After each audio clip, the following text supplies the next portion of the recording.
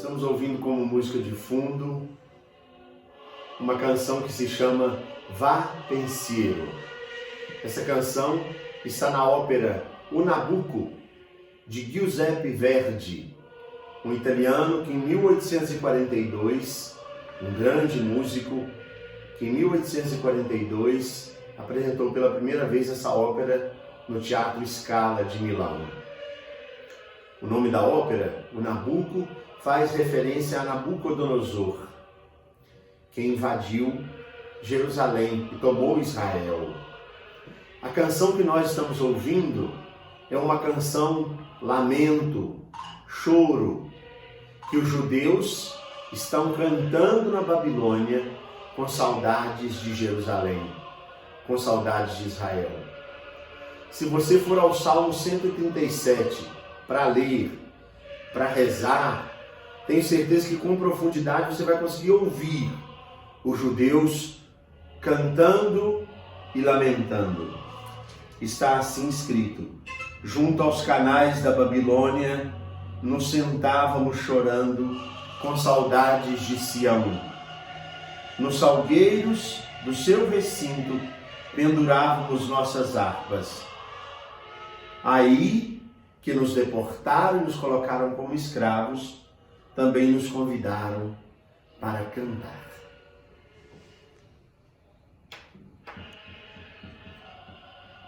Nós estamos lendo, ou melhor, estamos aprendendo, estudando um pouquinho da história de Israel, e eu estou exatamente me referindo ao período em que os judeus foram exilados. Aliás, não um período, os vários períodos de exílio que os judeus viveram ao longo da sua história. No último vídeo eu tinha feito referência e comecei a falar sobre o exílio da Babilônia, que foi o primeiro grande exílio. Mas eu achei que eu passei muito breve, estava me ouvindo naquele vídeo e percebi que eu passei de maneira muito breve e eu quis recomeçar hoje falando do exílio da Babilônia. Na verdade, os judeus foram escravizados no Egito, é bem verdade, mas essa escravidão não pode ser considerada objetivamente que eles foram exilados porque foram para lá de própria vontade. Eu falo sobre isso no vídeo anterior. O primeiro grande exílio foi esse exílio da Babilônia, a que nós estamos nos referindo no início do nosso aprendizado de hoje. Ele aconteceu na época em que a cidade da Babilônia, cidade de Babilônia, situada onde hoje é atualmente o Iraque, essa cidade passou a se impor como um poderoso império na região do Oriente Médio. E o rei daquela época era Nabucodonosor II. Nós conhecemos um pouco dessa história através de fontes arqueológicas que comprovam esse acontecimento, a ascensão da Babilônia, a influência e o reinado de Nabucodonosor, mas também através de alguns livros bíblicos, livros históricos e proféticos da Bíblia Sagrada. É por isso que nós estamos aprendendo um pouquinho esse trecho sobre a história de Israel. Nos livros de Daniel, que foi levado como escravo para a Babilônia, nos livros de Ezequiel, Jeremias, Neemias e Esdras, que estão dentro do bloco dos livros históricos, nós vamos ler ou aprender um pouquinho mais adiante. O nosso próximo estudo é sobre o livro das Crônicas e depois vem Esdras e Neemias. Nesses livros são referenciados esse exílio babilônico. E esses livros, esses relatos são muito importantes para compreender os acontecimentos que marcaram esse momento da história de Israel. Então, a primeira grande deportação aconteceu no ano de 598 a.C. Quer dizer, eu estou pensando aqui mais ou menos 400 anos depois que o rei Davi tinha reinado em Israel, Nabucodonosor invade a nação e leva como escravo os judeus para a Babilônia. Levou um grupo grande de escravos nesse momento. Nessa fase houve o saque do templo de Jerusalém, mas o templo não foi objetivamente destruído. Então foi levado como escravo o rei Joaquim, que estava reinando em Israel. Numa segunda invasão, que aconteceu em 597, quando os judeus revoltosos, os judeus da resistência, foram dominados, o rei Nabucodonosor levou como escravo o rei de então, que era Jeconias. E na última revolta, a revolta de Zedequias, Nabucodonosor arrasou com Jerusalém. Isso foi em 586 a.C. Quer dizer, a primeira invasão em 598, a segunda em 597 e a terceira em 586, quando Nabucodonosor destruiu mesmo o templo de Jerusalém. Quem reinava era Zedequias. Nabucodonosor mandou furar os olhos do rei e o levou como escravo para a Babilônia. E aí colocou fim mesmo à dinastia davídica. Somente os mais pobres, os idosos, os enfermos foram deixados em Israel porque não conseguiam ir caminhando até a Babilônia. Então, esse exílio babilônico marcou de maneira muito dolorosa a história de Israel. Foram 3 invasões num curto período de tempo, 598, 597, 586, com a destruição do primeiro templo que tinha sido construído em Israel pelo rei Salomão. Aí, os judeus permaneceram escravos e o exílio babilônico vai terminar quando Ciro, o grande rei da Pérsia, conquista a Babilônia em 539. Vocês se lembrem que a última invasão foi em 586. 47 anos depois, o imperador Ciro, rei da Pérsia, toma a Babilônia, conquista e vai promover o retorno dos judeus à terra que eles tinham perdido com Nabucodonosor. Na verdade, Ciro, que foi um grande imperador, claro que ele conquistou a Babilônia, mas a conquista dele foi facilitada também, porque já tinham muitos descontentes com o império e por causa do grande número de judeus que estavam no centro do país. Os judeus tinham sido levados, então os judeus facilitaram a chegada dos persas, porque enxergavam neles a ação libertadora do próprio Deus. Um dos primeiros atos do imperador Ciro, então, foi permitir que esses exilados regressassem para casa, levando levando muitos artigos sagrados que Nabucodonosor tinha roubado do templo. Eles estavam levando de volta para Israel. Isso para eles foi de um grande valor, uma grande conquista. Os judeus, então, saudaram os persas como libertadores. Os persas ajudaram na reconstrução de Judá, do reino de Judá, que é o reino do sul, vocês se lembram disso? Jerusalém, que era a capital do reino do sul, o reino de Judá, tinha sido fundado pelo rei Davi. Então, ao longo do século seguinte, muitos exilados foram retornando para Jerusalém. Lá, eles reconstruíram o templo. Só que o rei continuava sendo, ou o imperador continuava sendo o imperador da Pérsia, Ciro, que não morava na Judéia. Ele tinha lá comandantes, mas um reinado objetivo ali, presente em Jerusalém, não tinha.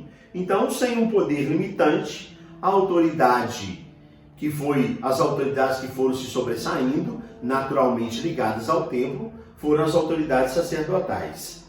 E eles se tornaram dominantes mesmo em Israel. Então, eles começaram a construção ou a reconstrução do segundo templo. O primeiro Nabucodonosor destruiu, foi o templo de Salomão. Eles estão reconstruindo o segundo templo. E ele foi reconstruído com a ajuda dos estrangeiros, dos persas, de Ciro. Por que Ciro interessava que os judeus se restabelecessem naquele lugar? Porque ali eles podiam tocar a vida deles, reerguer o país e produzir riquezas e pagar os impostos para o império, para a sede do império. Continuavam como colônia, como vassalos da Pérsia. Então, como foi Ciro um estrangeiro que ajudou a reconstruir o templo, grupos de judeus tinham dúvida sobre a autenticidade ou a santidade daquela construção que tinha sido o patrocínio de estrangeiros. E aí começaram a surgir vários grupos religiosos diferenciados em Israel nessa época. Os escribas, que são os estudiosos da Sagrada Escritura, os sacerdotes, se ocupam dos sacrifícios, dos rituais religiosos. Os escribas estudam a Sagrada Escritura e os sábios, que mais tarde seriam chamados de rabis, monopolizaram então o estudo da Torá. Nós sabemos que, embora os judeus não tenham se rebelado objetivamente contra os persas, que eram os dominadores, eles permaneceram com várias inquietudes, vários pequenos levantes no reinado de Dario I e de Artaxerxes I, que foi um dos reis persas. E aí, no reinado de Artaxerxes, o domínio persa vai terminando e nesse período da história judaica começa a aparecer a civilização helenística, que é o tempo do domínio dos gregos. Em 332 a.C., Alexandre o Grande conquista a Pérsia. Tinha nada a ver com Israel, nada a ver com a Judéia, que era uma província pequena, sob o domínio dos persas. Alexandre o Grande conquista a sede do império. E aí, de 332 a 323, ele reinou como imperador, mas em 323, quer dizer, 9 anos depois da invasão da Pérsia, Alexandre o Grande morre e tomam o poder do reinado, o reinado helenístico, domínio dos gregos, vários dos seus generais. E aí são evidenciados ou ficam mais preponderantes dois grupos mais específicos: os Seleucidas e os Ptolomeus. Vai acontecer, vez por outra, a sucessão no poder com a dinastia Ptolomaica e com a dinastia Seleucida. A gente vai ver por que isso é importante logo agora adiante. Os judeus normalmente aceitavam os governos estrangeiros quando pediam que eles apenas pagassem os impostos. Lá para frente isso será um costume de Roma, mas entre os gregos estava sendo assim até determinado período.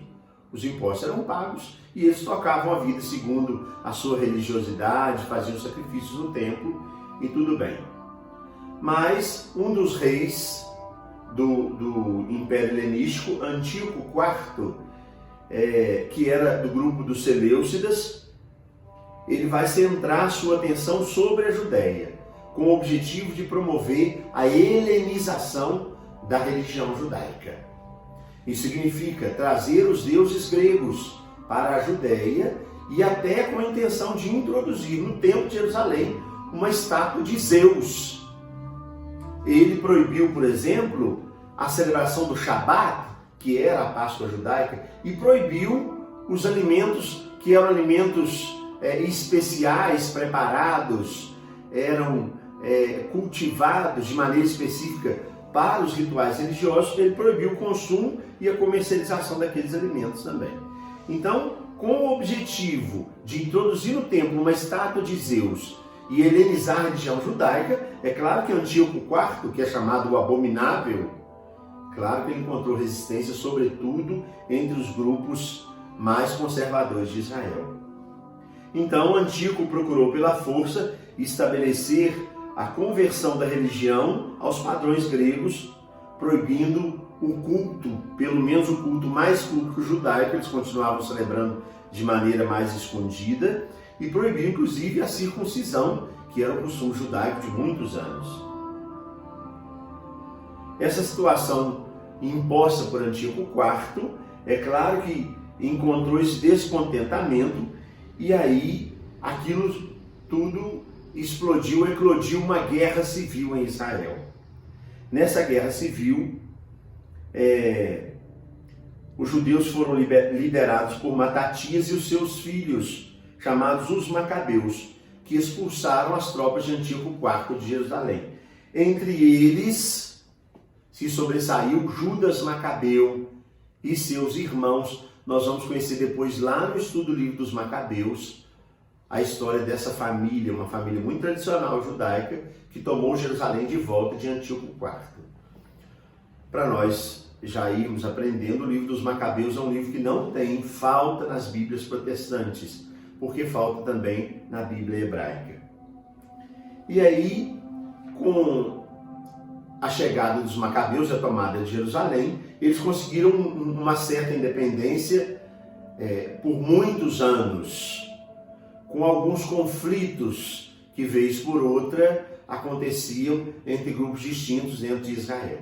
Quando os conflitos começaram a se acirrar, começaram a se evidenciar mais. O Império Romano, que já estava bem forte na região, começou a intervir com a desculpa de estabilizar de maneira mais geral a nação e evitar os conflitos. E exatamente no ano de 63 a.C., a Judéia foi tomada pelo cônsul Pompeu, que conquista e impõe a civilização romana para os judeus e anexou de uma vez aquele território ao domínio romano.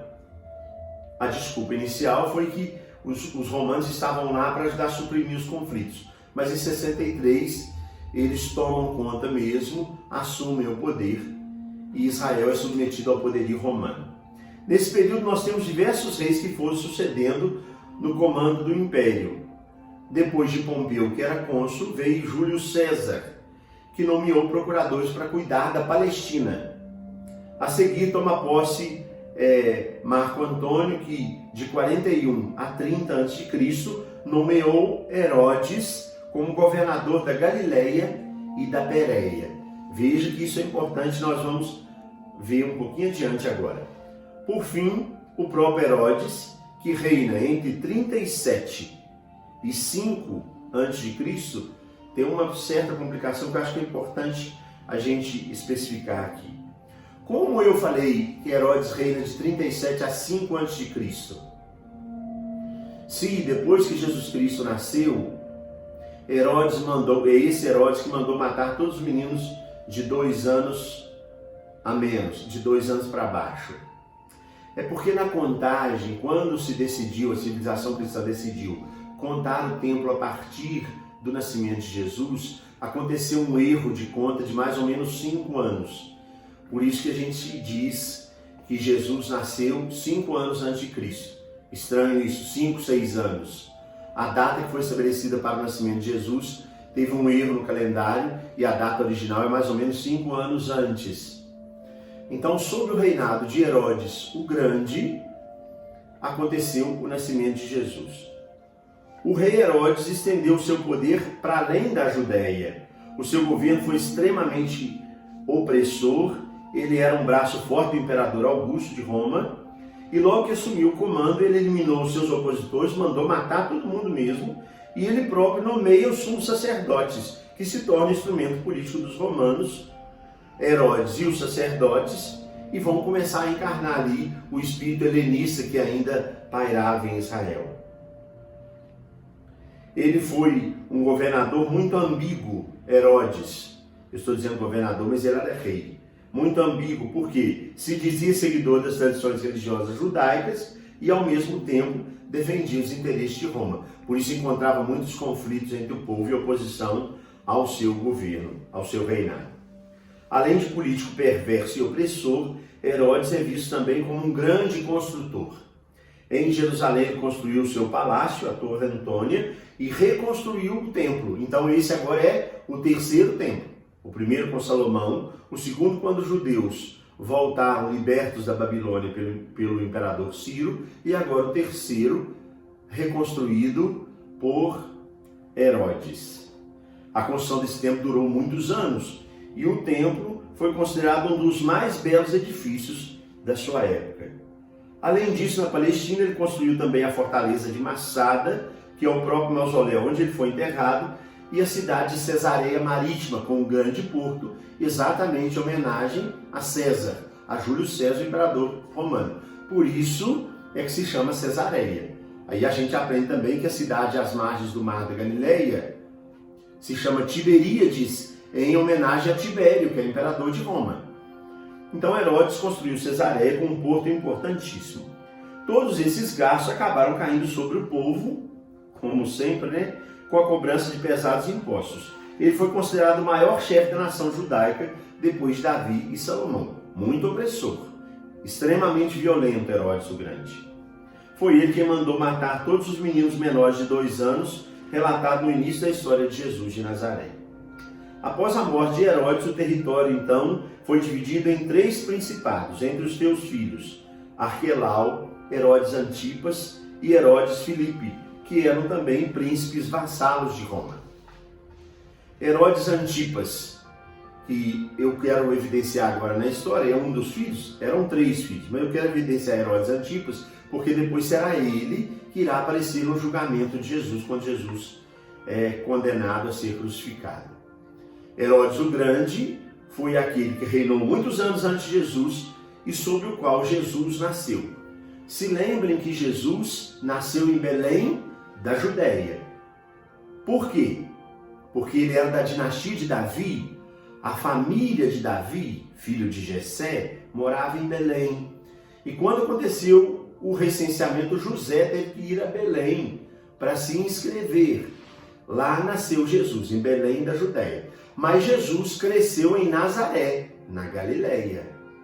Isso dá uma confusão danada depois no julgamento de Jesus, porque Herodes reinava na Galileia e Pôncio Pilatos era governador na Judéia. Por isso Jesus é mandado de um lado para outro para ver sob a autoridade de quem ele está, para ver quem irá condenar. Herodes, filho, Herodes Antipas, era idumeu. Os idumeus, ou edomitas, eram descendentes de Esaú. Se lembram? Os dois filhos de Isaac, Esaú e Jacó, na tradição judaica, Jacó dá a descendência. É dos 12 filhos de Jacó que nascem as 12 tribos de Israel. O outro irmão era Esaú, e Esaú deu origem aos edomitas. Herodes, então, era descendente de Esaú. Não era considerado judeu, era considerado gentio. Os judeus vinham da dinastia que de Abraão passou para Isaac, de Isaac passou para Jacó e de Jacó para os seus filhos. Ele, então, considerado gentio, como o seu grupo, os descendentes de Esaú, foram obrigados a conhecer os usos e costumes religiosos judaicos, Herodes conhecia muitas coisas. Herodes Antipas, o filho. A partir de 63 a.C., estou voltando lá no comecinho da história, a Judéia passou a ser administrada por um governador romano e dividida em 4 tetrarquias. Antípatro, esse nome é importante, Antípatro, que era pai de Herodes o Grande, foi feito administrador da Judéia. Por que é importante? Porque Antípatro, administrando a Judéia, passou para o governo, para o seu filho Herodes o Grande. Depois Herodes o Grande dividiu em 4 pedaços e Herodes Antipas, que vem do seu avô Antípatro, Herodes Antipas, ficou governando a Galileia. Seu pai governava todos os territórios de Israel. O filho ficou governando a Galileia. Pôncio Pilatos, então, envia Jesus durante o seu julgamento para Herodes Antipas, porque Jesus foi chamado de Galileu. Mas depois eles descobriram e se lembraram que Jesus tinha nascido em Belém, na Judéia, e por isso Herodes manda de volta Jesus para Pilatos, que deveria julgar Jesus, porque Pilatos era governador da Judéia. Continuando o domínio que acontecia em Israel, no ano 70, o comandante Tito, sob o imperador Vespasiano, mandou passar o arado em Jerusalém. Passar o arado quer dizer, não deixou pedra sobre pedra. Jerusalém foi destruída. E em 135, o imperador Adriano acabou mesmo com a cidade e os judeus foram levados para todo mundo e a nação de Israel acabou. Esses fatos históricos eu quis lembrar, porque eles serão lembrados agora em diversos livros que nós vamos ver para frente no conhecimento que a gente está tendo da Sagrada Escritura. Nos livros das Crônicas, de Neemias, de Esdras, no livro dos Salmos, eu lembrei hoje o Salmo 137, dos judeus quando estavam na Babilônia, no livro da profecia de Daniel, que foi levado como escravo para a Babilônia, e depois, em outros livros adiante, esses fatos do exílio serão recordados. É bom a gente, então, ir lendo na Sagrada Escritura e conhecendo um pouquinho da história, para a gente saber em que chão a gente está pisando e quais os personagens vão aparecendo. Eu desejo a você uma boa continuação, um bom caminho, e quero abençoar você e pedir a bênção de Deus em nome do Pai, e do Filho, e do Espírito Santo. Amém.